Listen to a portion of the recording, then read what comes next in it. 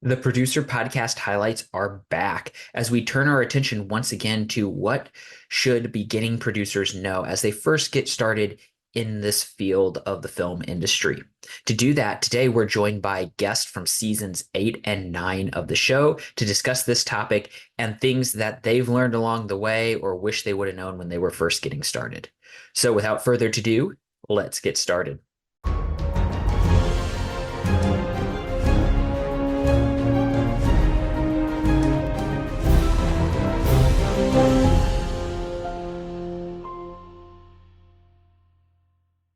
Kicking off this conversation, we're joined by Daryl Lefevre, one of the producers at Kingdom Story Company. There's two different ways to get in the film. There's either you work on much smaller projects, right? Like local things or commercials, shorts, whatever. And you can be a producer on those really early. Like you could be 19 years old and be a producer, right? And get paid to do it. If it's a small enough project and you help pull it together and everything like that. And there's nothing wrong with that avenue. Like, because then as you get to know people, then you build a reputation and you can slowly build that into doing bigger and bigger and bigger things as a producer, right? Or the flip route is the route that I did, start off as a PA and work your way up through to some kind of department head, no matter what it is. Locations is a good route to go to if you want to get into producing, because there's lots of locations managers that end up switching over to producing, just because when you manage locations, it's managing a pretty big department and you're a big part of the making of the film. And it's very administrative. So that's not a bad avenue to go. But you work on big projects. Like I thought it was normal that my first feature was, a giant Disney movie, like I thought that was what people did, so that there's that avenue as well. So I don't know that there's really a way to go. It probably depends on where you live and what your contacts are and your kind of soft contacts and what you want to do. But I would say one or the other, either just trying to get on whatever is happening wherever you live and work your way on to just, producing smaller stuff. Or just be happy to be an office PA on a big giant movie and get in and watch what everybody does and see what department you really want to pursue. And because there really is no roadmap, that I would think of, because there's no training program to be a producer. Up next, we'll hear from producer and co-creator of Saturation.io, Jens Jacob. Yeah, I think for me, I can only speak from my own experiences. The beauty of producing and filmmaking in general, there's multiple avenues to get to the end goal or result. It's not like being a doctor, you have to, go to med school and, there's a more clear cut way for that to happen. I think for me, there was a bit of a humbling process where even though I felt like I knew a lot I felt like I should be at a certain place in life, when I was entering into the film industry, I kind of let go a lot of that and I just tried to do as much as I could to show up and add as much value to a producer or a film project as I could. And at the time, what that looked like was working for free, just, getting my feet wet. And so there was a lot of, I guess, just things that you wouldn't normally do in call it like a job or anything like that. Right. But I think it drastically helped my career because I think people were then willing to give me a chance with like zero risk, because it wasn't like that big a deal. So I know that was like really helpful for me, is just trying to show up, provide value, be around people or that you aspire to. Like, for me, I had saw a couple producers that it's like, oh, I would love to do that. And thankfully it kind of turned into a mentorship where I was able to learn from them by doing with them. They would just task me things, as a PA or as a coordinator, and I would learn by proxy. It wasn't like a formal thing where it's like, I'm going to teach you this today. It's we're gonna do this together. Things are gonna pop up, and then you're gonna learn by proxy or just by doing. You're gonna be thrown certain things that you may never have done before, but you're gonna Hmm. figure out kind of that to the earlier point that we were talking about. So I would say put yourself in those positions as much as possible, especially if you're just starting out. Yeah. If you can't find that and you're not like, let's say, near hubs where these kind of industries might be, um, try to put yourself in situations where you can create these opportunities for yourself. Um, whether you're using saturation or not, like create a short film, budget something out, get a couple friends together, do it for like a couple $100, whatever it might be. Like try to remove barriers of entry. A lot of it is just doing, and Hmm. we can get so complacent in something's too big or daunting, and then you just don't do anything at all. Yeah. And find ways to like, yeah, remove those barriers and just do. I mean, a lot of our short films was that. Like, it's not like you'll never have enough money, you'll never have enough time, you'll never have enough resource. So learning how to do with what you have, I think, is a really important part of the process. And I think so many people have made ways, and even in the content space, based on that idea, right?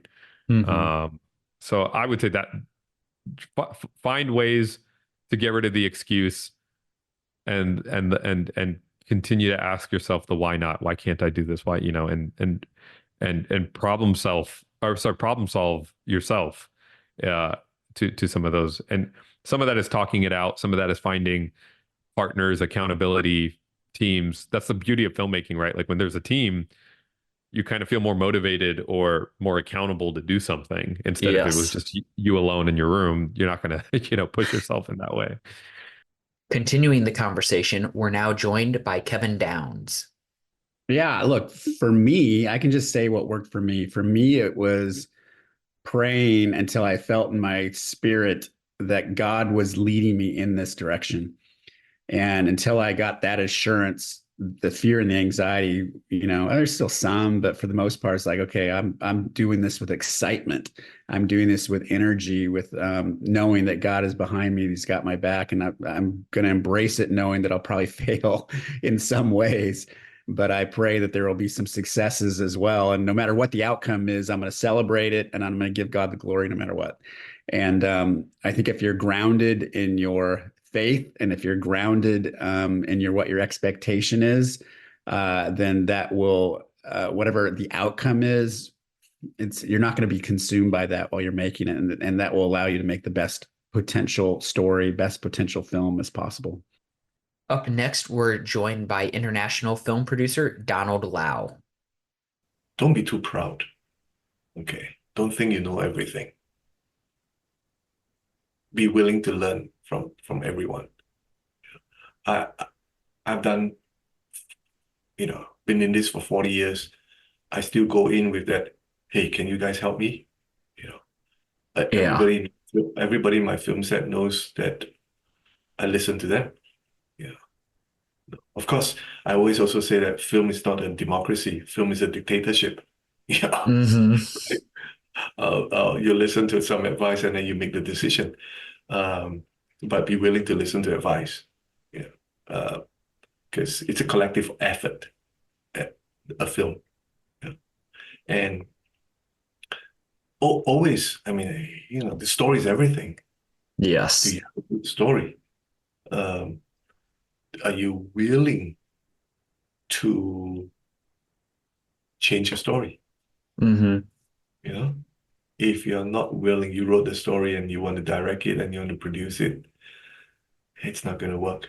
Yeah, get somebody who knows story structure, who knows what makes an audience want to watch a film, critique your story, right, and be willing to change. Uh, yeah. The most difficult part to all producers, and everyone will agree with me, is raising the money. Hmm. Making a movie is actually very easy. There's so many experienced people out there that can help you if you have the money, Yes. right? Yeah. I always say, even if you You know, treat people with respect is very important. If you want to make a short film and you don't have the funds, and you're calling for help, make sure you feed them, you house them, feed them, don't just feed them well, reasonably well, house them reasonably well, um, take care of all their expenses, out-of-pocket expenses, every single dime. Mm-hmm. They drive or whatever, they turn in the receipt to you, they fly, whatever. Take care of every single cost. Yeah. Yeah.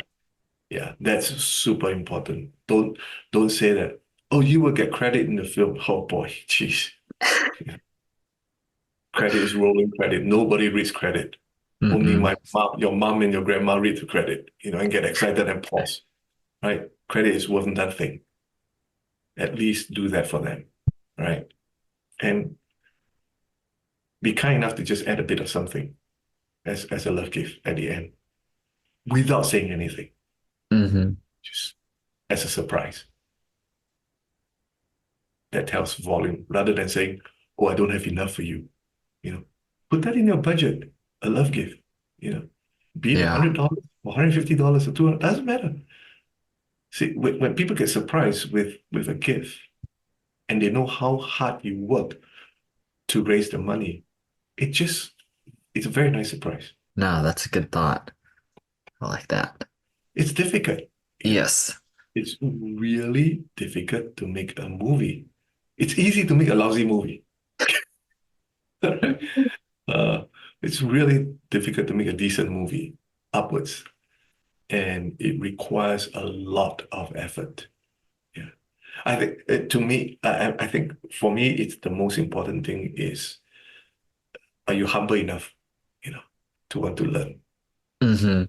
Yeah, I've seen a lot of young producers that comes in and they, everything centers around them. They Yeah. are in the center of the earth, And no, it's not going to happen like that.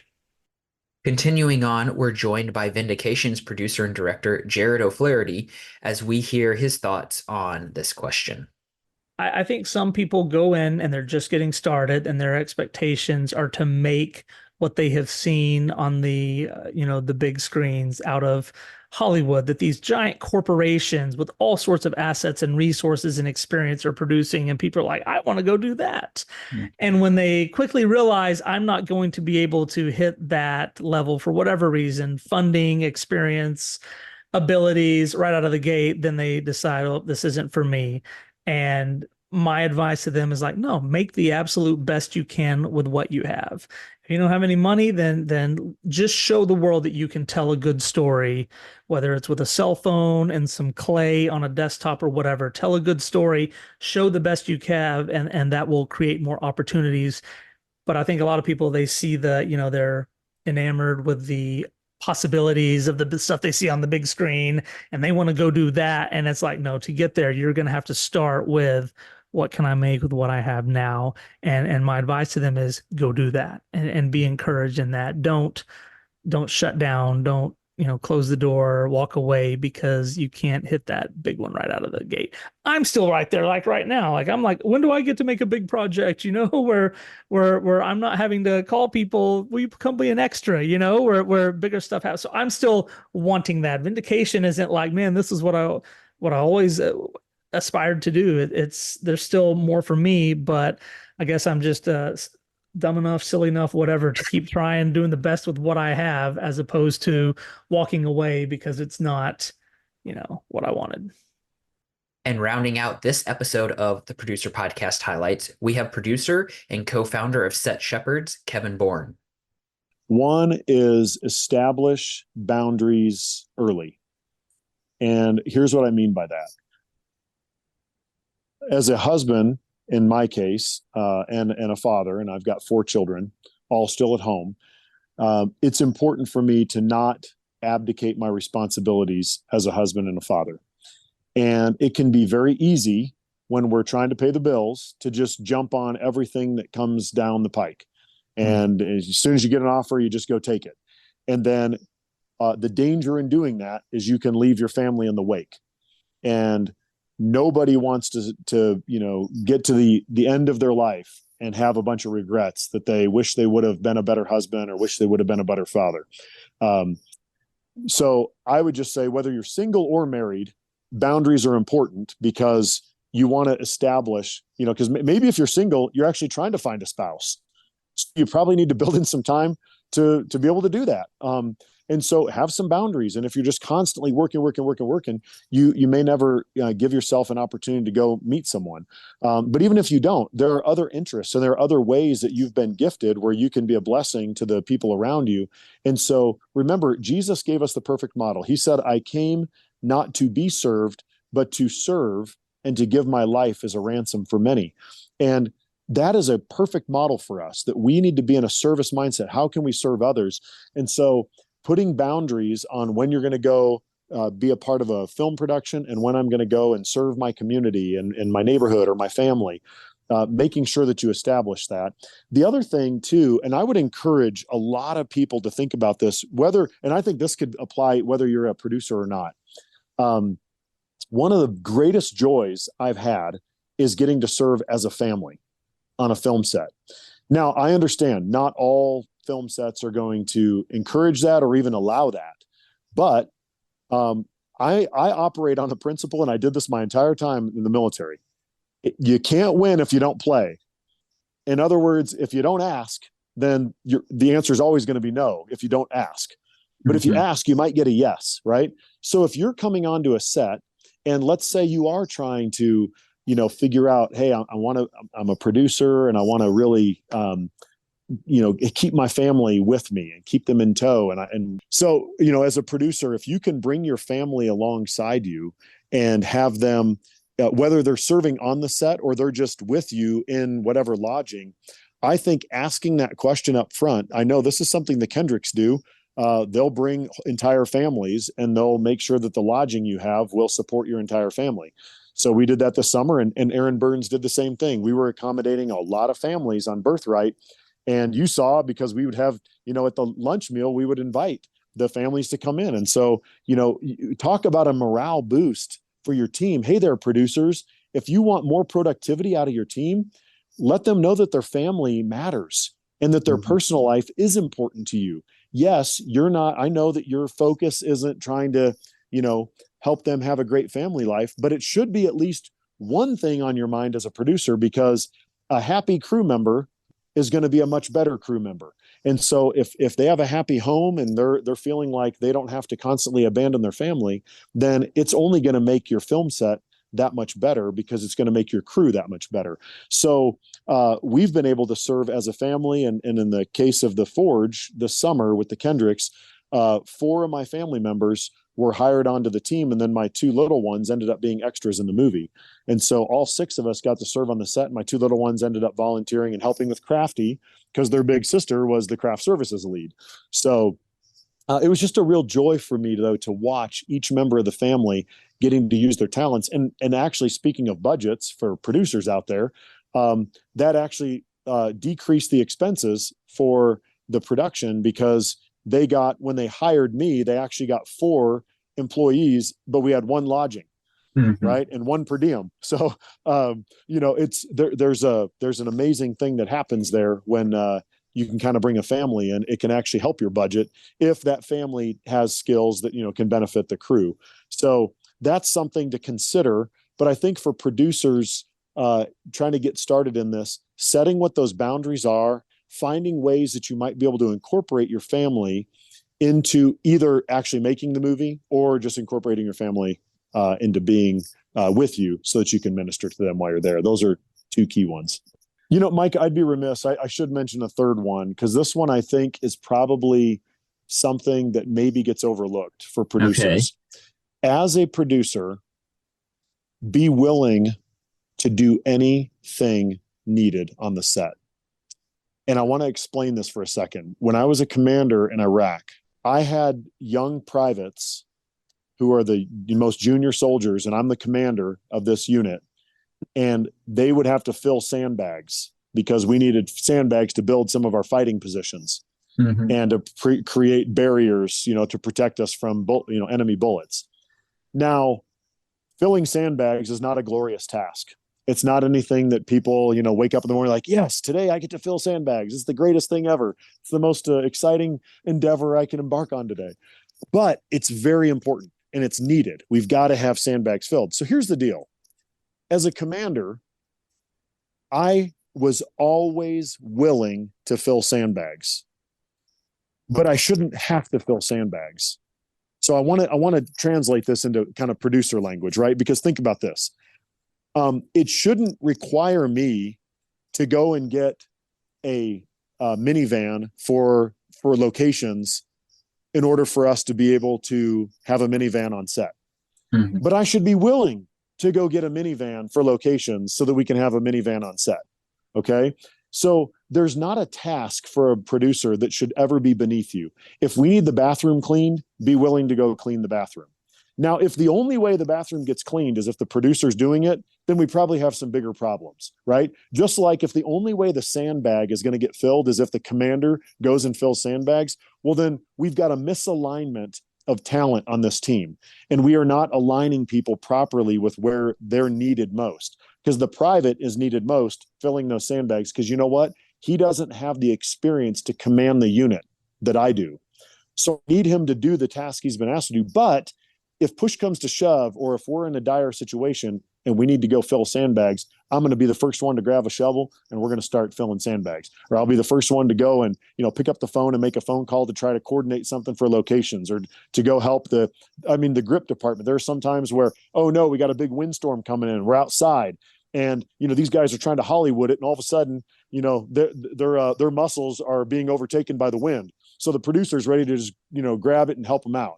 So you're always there willing to do whatever's needed. And I have found if you operate in that, again, servant mindset as a producer, I'm willing to serve wherever my capacity, my skills, my desires are needed. And even if it's a task that wouldn't normally be assigned to me, but I'm willing to do it, then you will be an added value to that team. And you're going to be someone that people are going to say, you know what? I want that person on my team because they're willing to go wherever the greatest point of need is. Yes. And sometimes, as you know, on Birthright, that was me grilling hot dogs and hamburgers for everybody. Because I realized something as a set shepherd. If I'm ministering to people spiritually, but I also feed their bellies, then it gives me a bridge into their heart in a way that nothing else does. There's nothing like, the smell of a roasting hot dog or beef stick or, hamburger on the grill at 2 a.m. in the middle of the Arizona desert that, gets your grips and your electric to come on over and want to open their heart to you. So just be willing to do whatever's needed. And with that, we're going to wrap up this episode of the Producer Podcast Highlights. Stay tuned for more new Producer Podcast highlights coming soon, as well as the return of Season 10 of the Producer Podcast this fall. Until then, make sure to pick up your copy of The Producer's Life, A Practical Guide to Film Producing, on sale now wherever you find your books. Until next time, make sure to subscribe to the Producer Podcast, and thanks for listening.